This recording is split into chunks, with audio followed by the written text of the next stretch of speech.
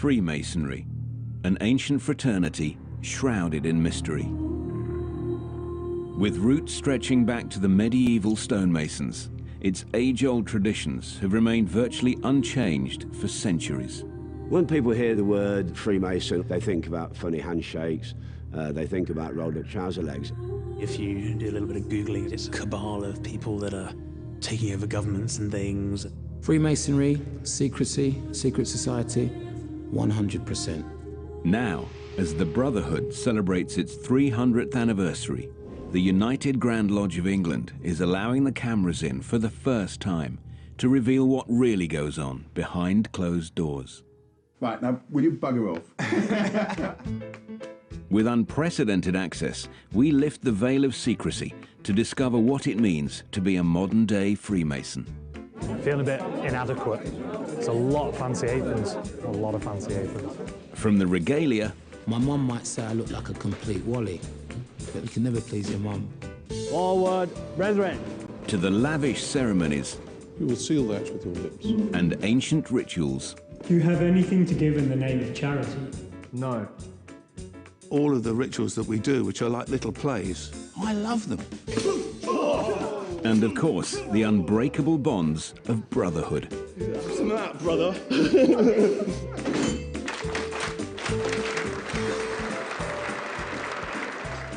Describe it, you go, why would anyone want to do that? But once you're in it, you get it.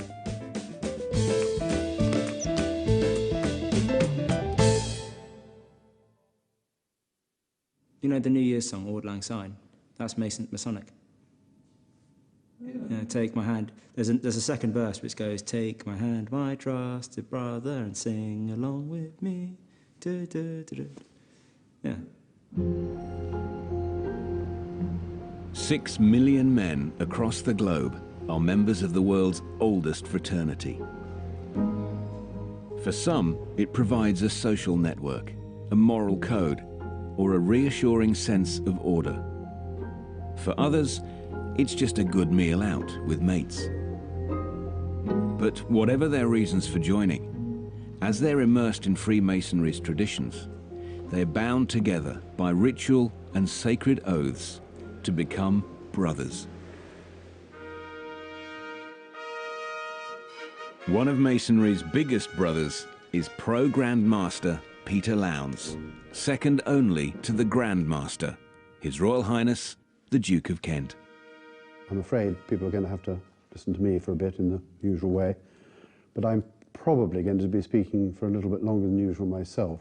Today, Peter summoned his fellow rulers to finalise plans for one of the year's key events, quarterly communication, where the big decisions regarding Freemasonry are made. We meet 4 times a year. Without the quarterly communications, we really actually couldn't run Freemasonry. And then everybody will have heard enough of me and we can retire for lunch. Processing these Masonic titans into the Grand Temple and choreographing the entire event is the considerable responsibility of the Grand Director of Ceremonies. Brethren, would you like to take a seat, please? The aptly named Oliver Lodge. Unless you're guest speakers, you're in the wrong seat.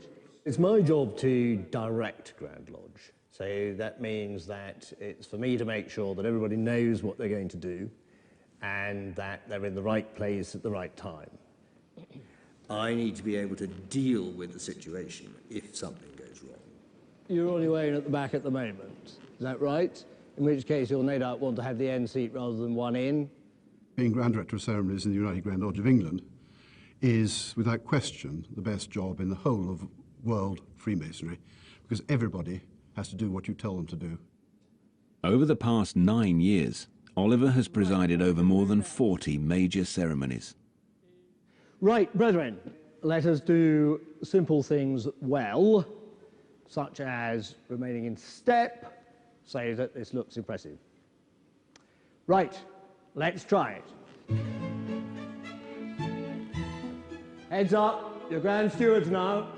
At this time every year, Oliver must break in a new team. Shambles at the back. You don't need to get very close to the man in front. It will just make it difficult for you to step off later. The purpose of the ceremonies is to be impressive. Not quite so good at the back. I was in the army for half a dozen years. Like all officers, I spent a while at Sandhurst in advance, doing a lot of drill and other bits and pieces. Be seated, brethren. No, sit first 1 second. It's still not out of its stand. Now it is. You're with us. Here you see the Grand Master or the Pro-Grand Master presiding over Grand Lodge. So it is a symbol of the structure that we have.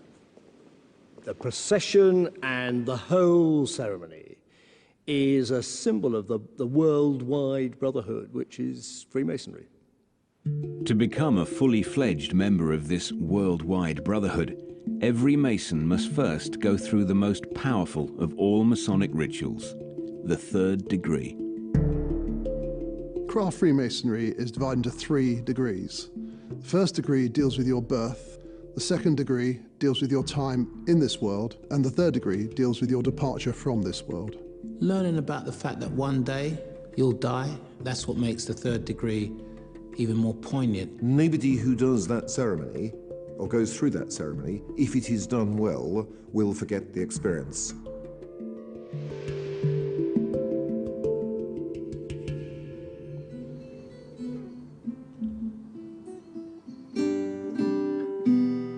Although I do play a mean Rowan Keating, but I'll avoid that. I can't sing.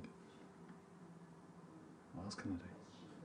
Hero in Greek Iglesias. No, that went wrong. 25-year-old Gary Hacking will soon go through his third degree and become a Master Mason. He lives in Bolton with his girlfriend, Laura.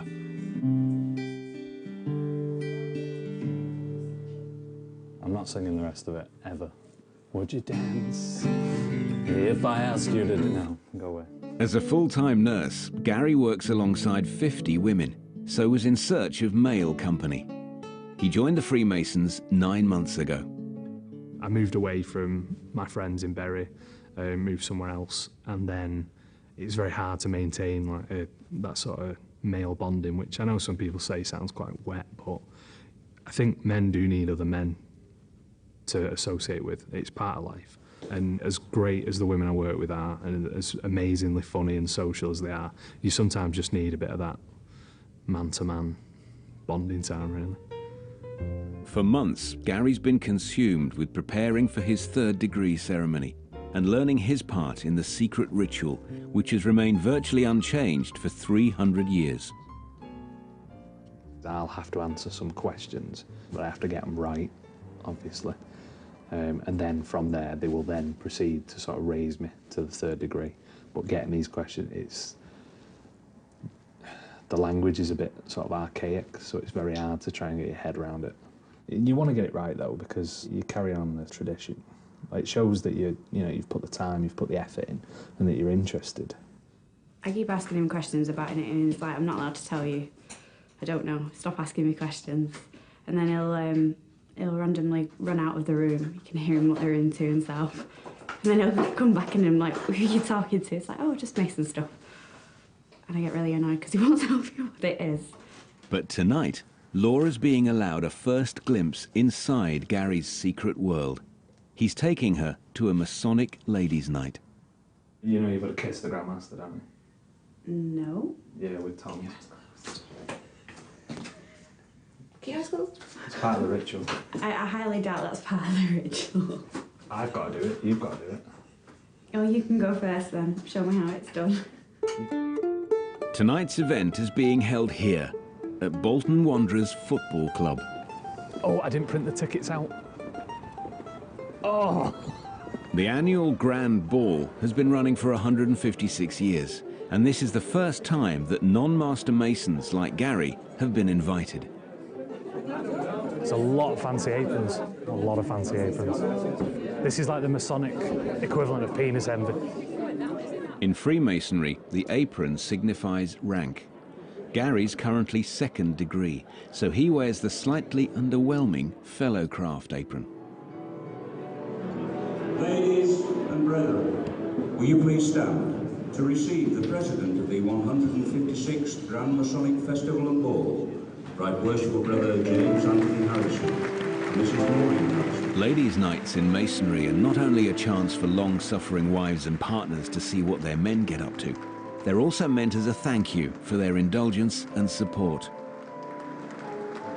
The climax to the evening is the 150-year-old Grand March, when over 1,000 Master Masons and their partners parade around the ballroom, though no one really knows why.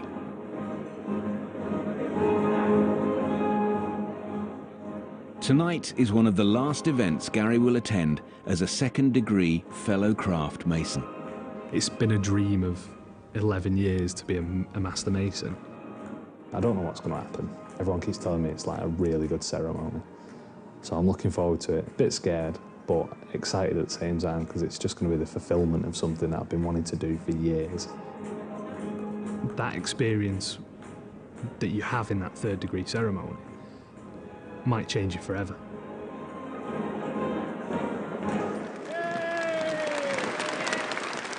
But when I go through the third, it's going to be big.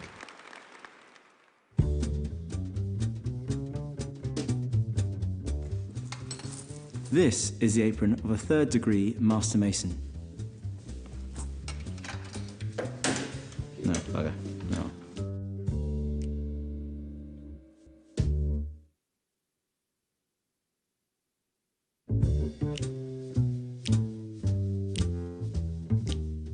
The basic story of Freemasonry is the building of King Solomon's temple, and it's from that story that we take our ritual.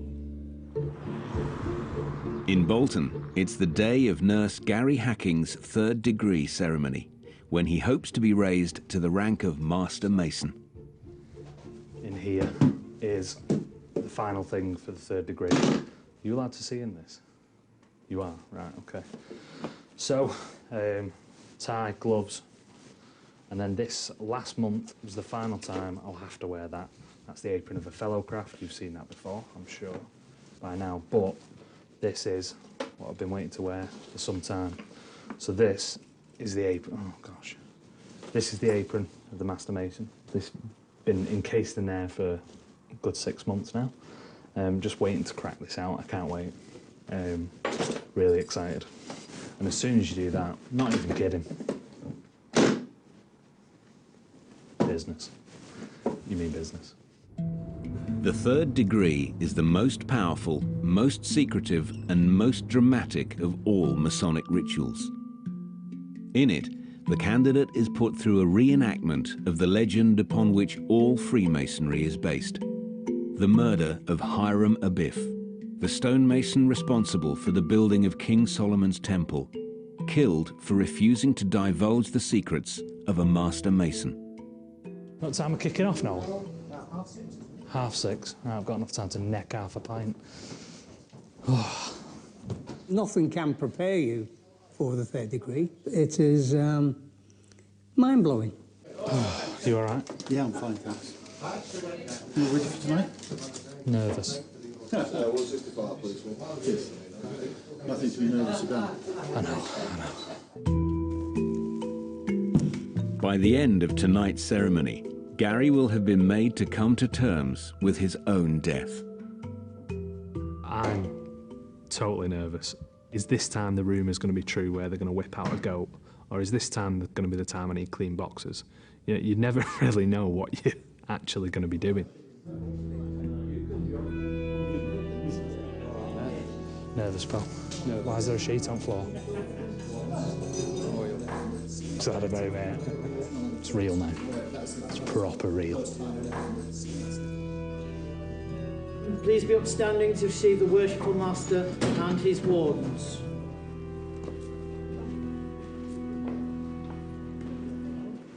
To preserve the mystery and drama for future candidates, the third degree ceremony must remain secret.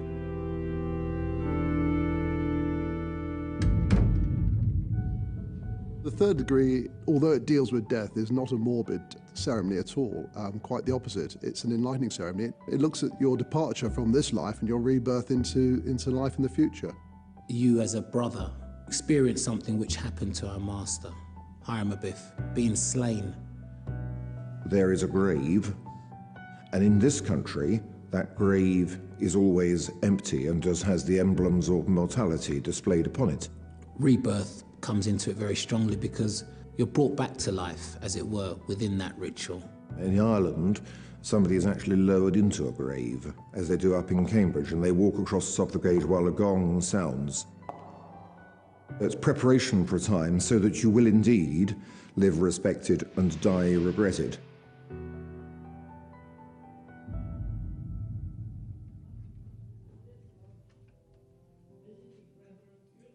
Part of the ceremonies is understanding that your life is finite and you have to deal with that in your own way. If you considered the fact that you're going to die, would you not make the most of that life, knowing with the emotional intelligence that you were going to die eventually? And that's what it gave for me.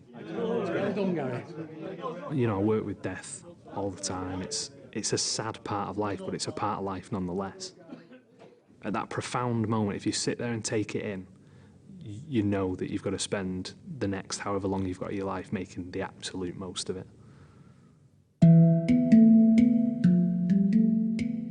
Hiram Abiff, the master stonemason at the centre of the third degree ceremony, is a minor biblical character around whom Freemasonry has constructed their entire building analogy.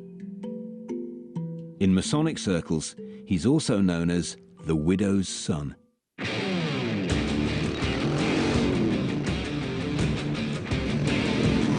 These hairy bikers are all Freemasons. They're known as the widow's sons. Members must have passed through their third degree ceremony and be fully fledged Master Masons. But as the sons gather for one of their charity bike rides, there's one notable absentee. Their leader, Peter Younger. Raised a Freemason, branded a widow's son. The pinnacle of my Freemasonry was joining the Widow's Sons. It's just a brilliant organisation. The strength of friendship is just unbelievable. And it's some of the happiest times of my life has been through its membership. And although I've put an awful lot into Widow's Sons, what I've gained back from it's just been immeasurable. But recently, outings with his biking brothers have been rare. Just before Christmas in 2015, while out with his wife, Anne-Marie, tragedy struck. This is Anne-Marie and I. This was actually taken just before she collapsed. We were at a black tie Christmas function. We hadn't been there long, we'd gone to the bar, reception drinks, and we're walking along to the dining room, and we stopped for a photograph to be taken. And just as the photograph was taken, she says, "I don't feel well," and she collapsed. She was taken off into a recovery room, and I never saw her again, alive.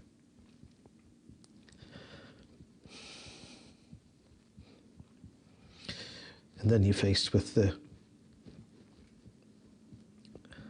how to tell a 7-year-old that she's lost her mum, which is the most difficult thing I've ever had to do in my life. Anne-Marie had suffered a heart attack. Ever since, Peter's focus has been on helping his daughter Amy come to terms with their loss. First, I'm going to tell you about this necklace here, which is all the things are connected to a memory about her. So this is love, that is jewelry, that is hugs. Supporting brothers in need is a fundamental principle of Freemasonry, and Peter and Amy have not had to cope alone.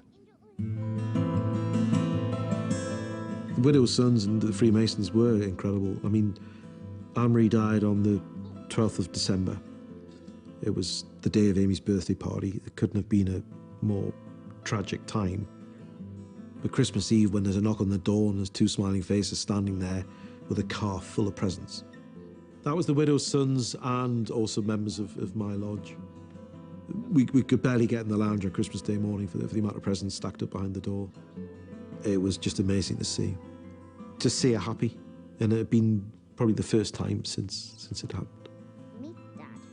The Brotherhood has not only provided emotional support for Peter, they've also helped out with childcare and counselling. Me and Mum had a little competition. I won a pug. Do you want to see it? It has to look like that. We have the energy from those good times to take us forward, and a lot of Amy's counselling has been based around that. And that has been the tonic for me, and that's what's kept me going as well. After such a devastating loss, Peter's only now feeling ready to get back in the saddle and out on the road with his brothers. Beautiful.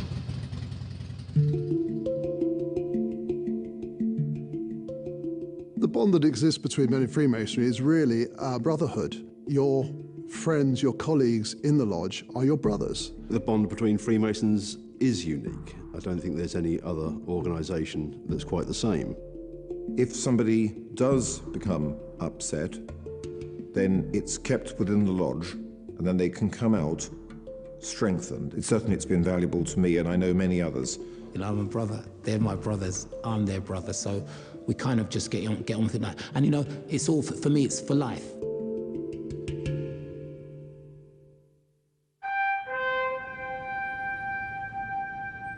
Brotherhood is woven into the very fabric of Freemasonry. In London, Freemasons' Hall itself is a monument to this belief in comradeship. It was built as a lasting memorial to the 3,000 English Masons who died during the First World War.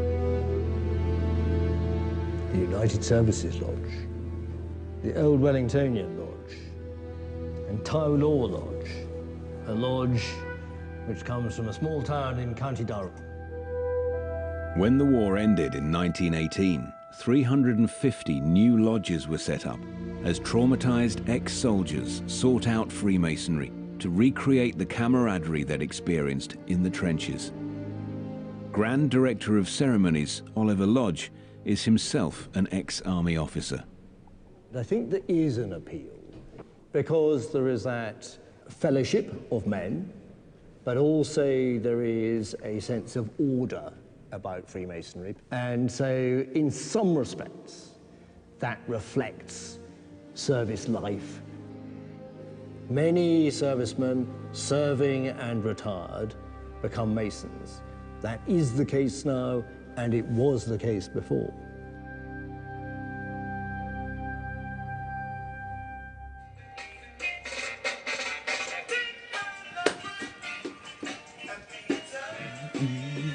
One typical example is painter, decorator and Northern Soul enthusiast Dave Stubbs, who became a Freemason after a career in the army.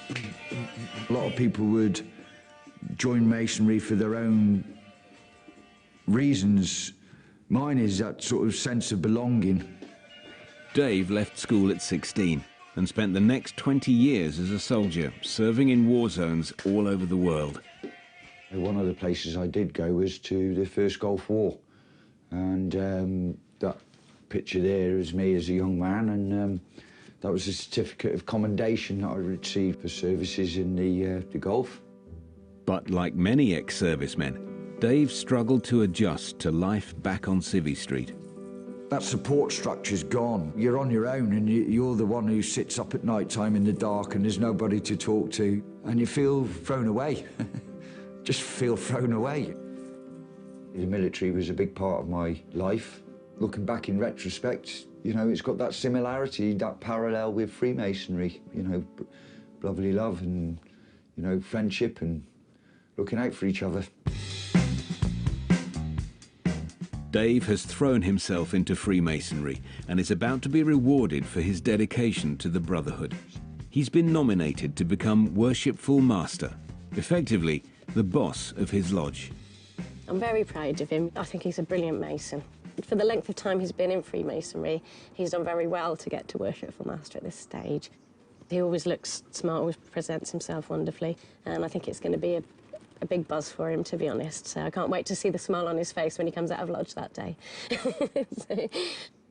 My granddad used to say, you know, you can tell a man by the tie he ties and the shoes he shines. And I just think, you know, as when you're wearing a suit, especially on a Masonic occasion, you should make every effort to look as smart as you can. In particular, you know, me going into the chair as the Worshipful Master is a case of setting an example. Dave's a member of Old Ben Lodge. At the moment, he's at the nomination stage.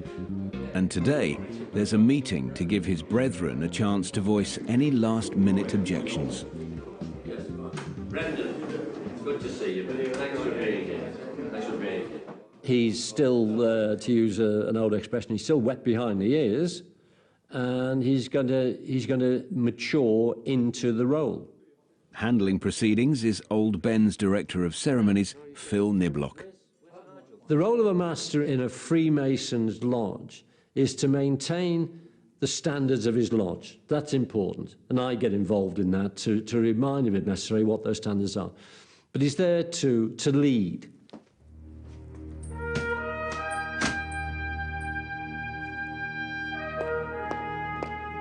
Worshipful Master, it's the highlight of your Masonic career, you know, the cornerstone, if you like.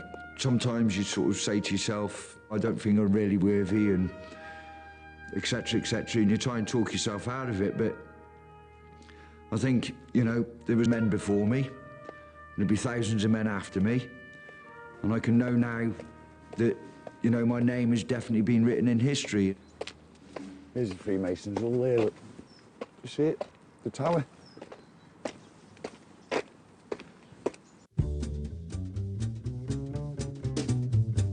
The third degree involves close questioning, which is where the term giving someone the third degree comes from.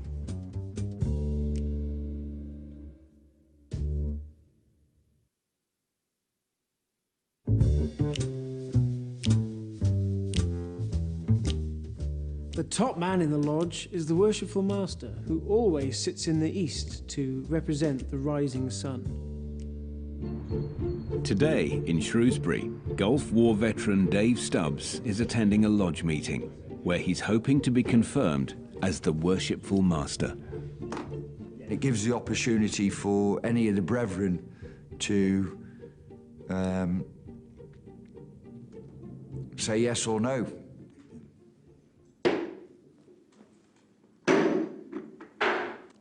Brethren, we'll take item 8 on the agenda, unless there is a nomination or any brother calls for a ballot to declare the senior warden, Brother David Stubbs, as Worshipful Master-elect for this lodge for the ensuing year. Are there any other nominations?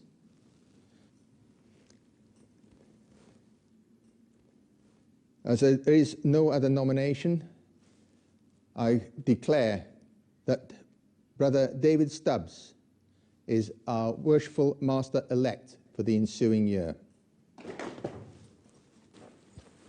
Worshipful Master, Brother Wardens, distinguished brethren all, I thank you for your mark of confidence in me, and I look forward to upholding the customs and the traditions and the fine work that you've set for me to follow in the ensuing year. Brother Organist will now sing the closing ode. As top man in the lodge, Dave will be expected to keep order during meetings, lead the rituals, and decide which charity the lodge will support. He'll be officially installed next time the lodge meets. I'm just very, very proud to be part of something that does nothing but look after its own. It certainly focuses on that brotherly love and all the aspects of humankind. It's good.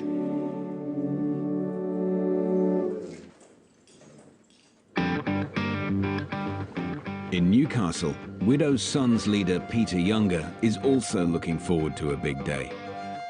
Since losing his wife, his motorbiking brothers have taken a back seat. Due to recent events, I have been able to get out on as many rides as I would like to, but I always make sure that that one date in the year, every year, the Widow's Sons National Rally, come hell or high water, I will be able to attend. Today, with daughter Amy staying with friends, Peter can hit the road.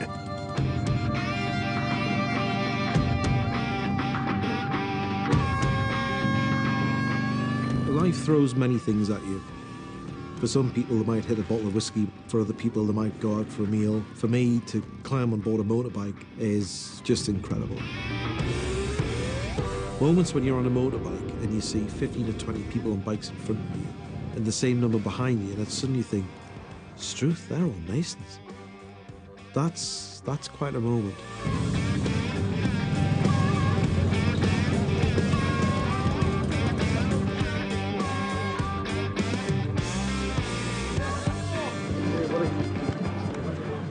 The best thing about the Widow's Sons I personally have experienced is just the people I've met through it.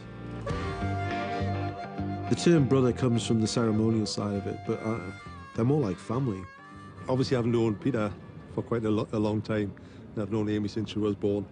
Over the last few months, since Anne-Marie's died, I mean, Amy's pretty much been Peter's rock. Obviously, also, he's been her rock as well, but she's been an absolute godsend for Peter. Chokes people up when you tell them, you know, to be fair, chokes me up as well. We're all big soft shites. They're a great bunch. But the thing is, what's amazing about this is, you see them standing here and they're dressed in leathers and jeans and boots and all this sort of thing. But if they were standing in a lodge in a full regalia, nobody would know that they did this. You know, they seem like polar opposites, but in fact they're very, very close and very, very similar. To all poor and distressed brethren, wheresoever they may be, on the land, sea, or in the air. Out it, brethren! Out it, brethren!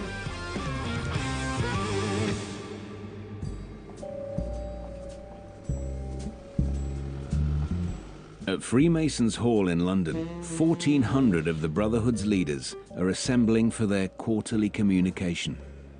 When you see the end of the column go past you by a couple of yards, that's the moment for you to proceed and follow them. Okay, let's get clad. The man leading the lavish ceremony is Peter Lowndes, the Pro Grand Master, English Freemasonry's second in command.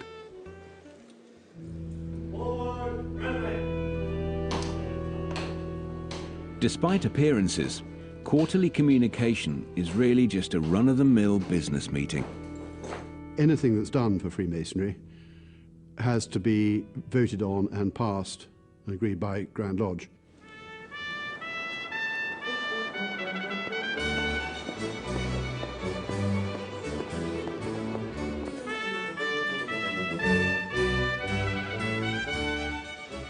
So why bother with all the pomp?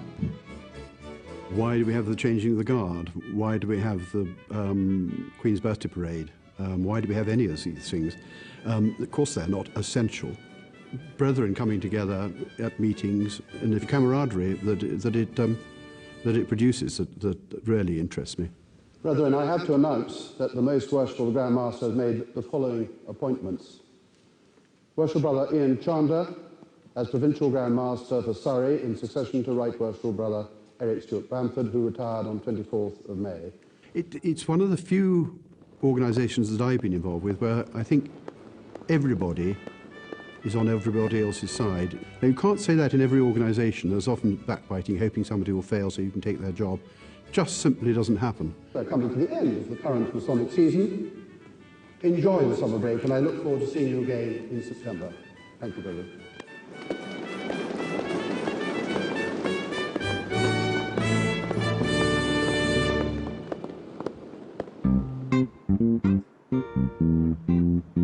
A little further down the Masonic hierarchy, in Shrewsbury, it's a big day for Gulf War veteran Brother Dave Stubbs. He's about to become the worshipful master of his lodge. I think he's unnecessarily nervous, to be honest. I think he'll be absolutely fine. I have every faith in him. It was the first time Dave came in the pub dressed in his Masonic stuff, and I thought, oh. Didn't see many men in the pub in a three-piece suit, I tell you. But yeah. Dave's been working towards this moment since he first joined Freemasonry 8 years ago. I think I'm going to be quite overwhelmed in some ways because, you know, the support that I've got and the people that were attending today, like I say, they're looking out for me, and I think I'm going to be quite overwhelmed and quite touched. See you later. Have a good day, you'll be fine. I know. We have faith All in right. you. Love you too. Bless you. You'll be See you fine. later, Bob. Take care.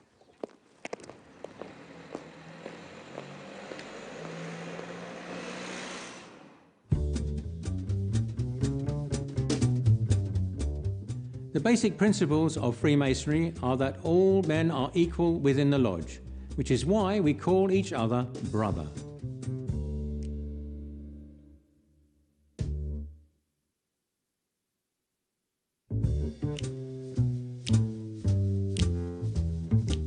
In the lodge room, you will find a black and white squared carpet. This represents our checkered existence, happiness and sorrow, life and death. Is that all right? I look away a bit there. Former Lance Corporal Dave Stubbs, veteran of the First Gulf War, painter and decorator, and dedicated Freemason, is about to be made the 24th Worshipful Master of Old Ben Lodge in Shrewsbury. You're well on your way, and you just sort of get your heart pumping a little bit, you know, a little bit of that sort of positive adrenaline you need to prepare yourself. Hello, it's Dave Stubbs. Well, I've got a small amount of nerves, as it were, but I think, like, nerves are important because they keep you sharp, and I'm definitely going to have an audience there, and it just means a lot to me personally to get things right and make the ceremony go the way it should do, and good, high-quality ritual. It's an immense day for David, because it's his special day, and we're going to make it as special as we possibly can. Very happy for him. He's worked hard for it as well, you know. Couldn't put a better bloke in the chair. Please be upstanding to receive the worshipful, the immediate past master of the Old Ben Lodge, number 9461, accompanied by the wardens.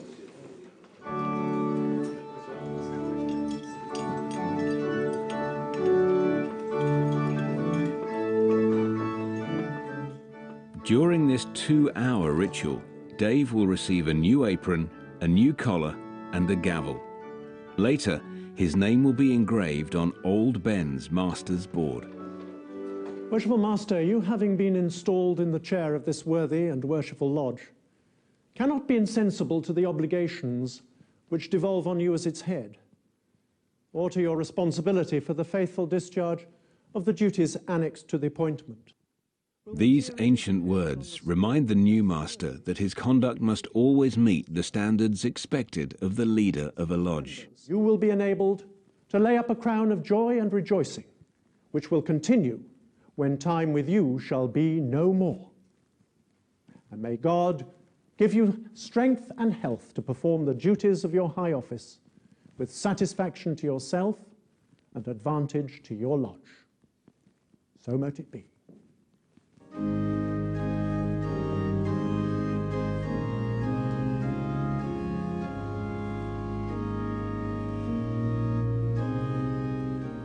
I could almost describe it as being the same sense of pride as when I first put my regimental headdress on. You know, passed out the British Army and wearing the Queen's uniform.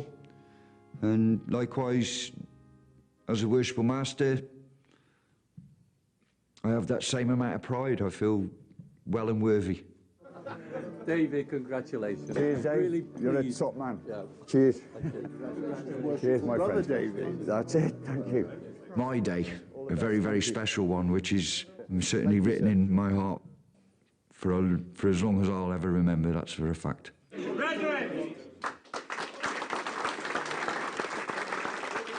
Dave's first role as Worshipful Master is to preside over the lodge's post-ceremony banquet, known as the Festive Board. It's Director of Ceremonies and close friend Phil Niblock's job to deliver the toast to Old Ben's new master. I want just to very briefly give you an insight to this fine young man. Early in his life, 1986, he joined the armed forces. He transferred to the Assault Pioneer Regiment. These are people who are first there and last out, and that is an amazing, amazing attribute. He has received a commendation from the Royal Humane Society for bravery. got that by saving somebody's life. Wow. Worship Master, you're a good man. You're a brave man. And I think there's a great deal of room, and you've noticed it as well, in Freemasons' lodges for those who serve their country. Enjoy your year, Worshipful Master. It's not going to last very long. Brethren, I demand you stand and drink a bumper toast to our Worshipful Master. Worshipful Master! Honours, brethren, point left, right, point left, right, point left, right. 1, 2.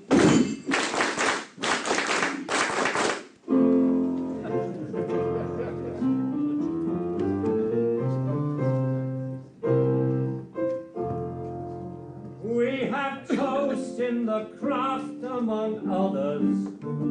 The way that Phil delivered his speech, it just sort of reminded me that I have done a few things in my life, and I'm not just Dave Stubbs, the painter and decorator, who gets dressed up in the morning, who goes to work at 7 o'clock and comes home at 5.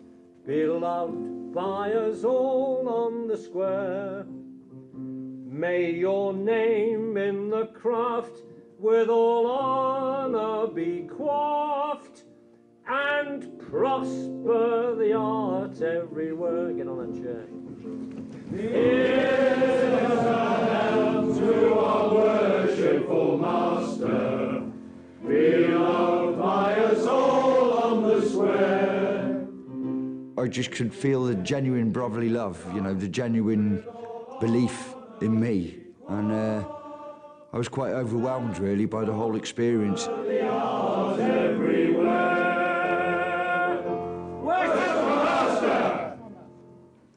I felt humbled, loved. Brotherly love is at the heart of Freemasonry. But as all Masons are told, family should always come first. Ready? Yeah. In Newcastle, chairman of the Widow's Sons Masonic Bikers Association, Peter Younger, is preparing his 7-year-old daughter Amy for her initiation into the biking fraternity. Are you going to put the engine on? No, we're just going to wheel it outside, see how we feel.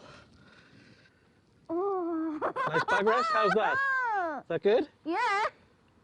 Oh, I feel nice now. Try starting the engine. No! Go on, just a little bit. No. It won't be loud. No. It won't be loud with your helmet on. No, just don't. Don't? Just don't. Or even a little bit. Just no. We'll try something else instead. No!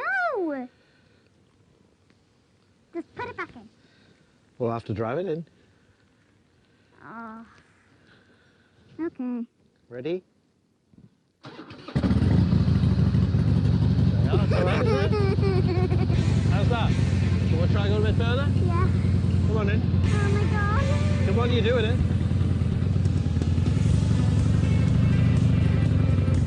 Hey! Woo! I'm scared. I think getting through recent events would have been considerably more difficult without the support of Freemasonry and the Widow's Sons. My challenges now with Amy are really just trying to give her a normal life and just trying to be there for her as a good dad. I can't believe Mum's watching this. She will be. I think about Anne-Marie every day. I don't think that'll ever change. Those poignant moments where you know she would have enjoyed it. We're not going to go far on a bike, but it's just something you can enjoy together. So we'll see what happens next. So mote it be, so mote it be. Shout out to all my brothers through Freemasonry. Let's meet on the level. I earned 3 degrees, had to kill me cause they